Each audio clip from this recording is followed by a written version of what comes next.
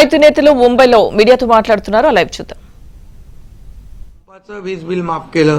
शेतकऱ्यांना आम्ही 2.5 वर्षामध्ये 2.25 वर्षामध्ये आतापर्यंतच्या इतिहासामध्ये जेवढा मोबदला दिला नव्हता 15,000 कोटी रुपये तो दिला. त्यांच्या योजनांसाठी 45,000 कोटी रुपये. म्हणजे एकंदरीत कल्याणकारी, मी डिटेलमध्ये जात नाही त्याच्यामध्ये, पण एकीकडे विकास आणि दुसरीकडे कल्याणकारी योजना याची आम्ही सांगड घालण्याचा प्रयत्न केला.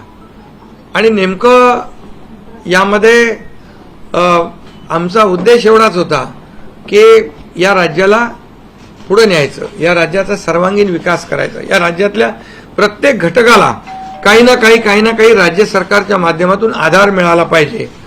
आणि मग आम्ही सर्वसामान्यांचं सरकार म्हणायचो. मग सर्वसामान्यांचं सरकार म्हणताना सर्वसामान्याला काय मिळालं याचा विचार आम्ही केला.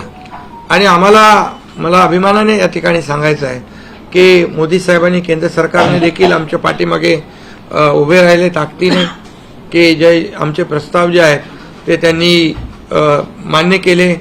आणि मोठ्या प्रमाणावर गेल्या 10 वर्षामध्ये जे केंद्राने देखील या राज्याला 10 वर्ष तर जाऊ द्या, पण 2-2.5 वर्षामध्ये देखील आम्हाला लाखो कोटी रुपयांचं सहकार्य केलं.